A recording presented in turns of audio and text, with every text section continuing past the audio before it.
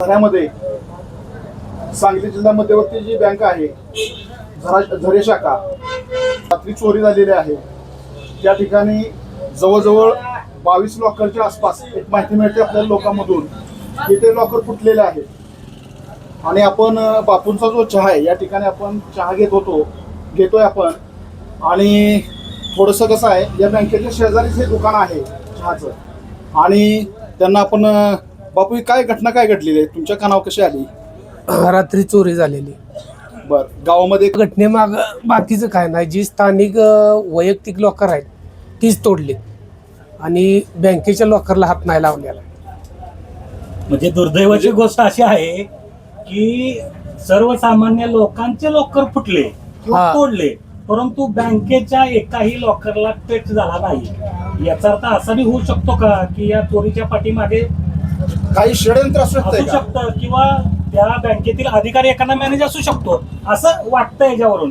कारण लोकांचे लॉकर फुटतात आणि सामान्य माणसाने प्रश्न उपस्थित केलेला आहे. हा एक चहा विक्रेते जे आहेत, बापूंचा जो चहा आहे, तिथल्या नागरिकांनी जाणून घेतली पाहिजे, त्याच्यावर जरा थोडासा आपला आवाज उठवला पाहिजे. या बापूंनी अतिशय म्हणजे असा प्रश्न उपस्थित केलेला आहे. त्यांचं म्हणणं आहे की बँकेचा जो लॉकर आहे तो सुरक्षित आहे. आहे अशी लोकांमध्ये चर्चा चालू आहे. हा, चर्चा चालू. आणि लोकांचे मात्र जे सर्वसामान्य लोकांचे वैयक्तिक जे लॉकर होते, गोरगरिबांचे जे लॉकर आहेत ते फुटलेलं आहे. म्हणजे ऐन सणाला, संक्रांतीचा सण आता तोंडावर येऊन टेपलाय आणि या सणाला सर्व भगिनींचं सोनं गहाण ठेवलेलं ते आज कोण पैसे देऊन सोडवणार असतील. आणि आज या बँकेनं त्यांना सोनं सोडवायच्या ऐवजी सोनं चोरीला गेलं म्हणून बोलवलं. ही किती मोठी शोकांतिका ह्या शाखेची. या शाखेतला जो शाखा अधिकारी आहे, माझं तर स्पष्ट मत असं आहे की या शाखेमध्ये एवढे निष्ठुर दर्जाचा कार्यक्रम आता आहे की त्या लॉकरला दरवाजा नाहीये, तिथं व्यवस्थित भिंत नाही आणि विशेषतः खिडकीच्या शेजारी लॉकर आहे. ही किती मोठी दुर्दैवाची गोष्ट आहे. म्हणून या सर्वांना फसवलंय. माझं तर असं मत आहे की जो तो मॅनेजर असेल, कोणीही असो तो मॅनेजर, त्याच्यावरती रीतसर गुन्हा दाखल व्हावा आणि त्याची सखोल चौकशी व्हावी असं माझं प्रामाणिक मत आहे. एक नागरिक म्हणून तुम्हाला असं वाटतंय का की संक्रांतीच्या मुहूर्तावरती एक शिमगा झालाय, शिमग्याचा प्रकार? बरोबर आहे, सत्य. लोकांना बोंबलाची वेळ आली असं म्हणावं लागेल. डोकं धरून बसलेत.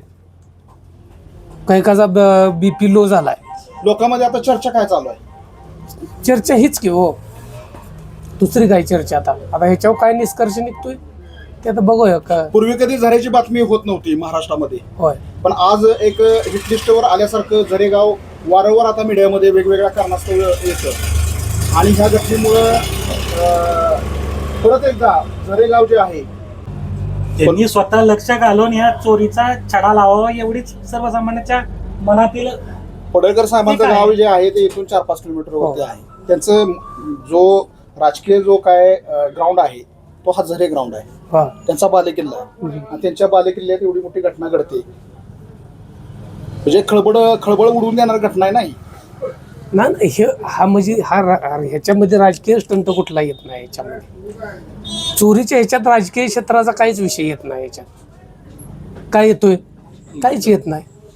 असं आहे ना. बाबतीत जरी नसली तर पण माणसांच्या मनात असं येतंय की आता सर्वसामान्य माणसांचे लॉकर फुटले आणि बँकेच्या मात्र लॉकरला काही झालं नाही. मग या चोरी करणाऱ्या माणसाबरोबर बँकेतला एखादा अधिकारी सामील असू शकतो. झाली चोरी तर बँकेतल्या पैशाची पहिल्यांदा व्हायला पाहिजे होती असं म्हणजे माझं मत आहे. पण शेतकऱ्याचं सोनं चोरलं जातंय आणि बँकेचं मात्र व्यवस्थित राहतंय. हे काय म्हणायचं याला? ही अशी बी गोष्ट आहे ना.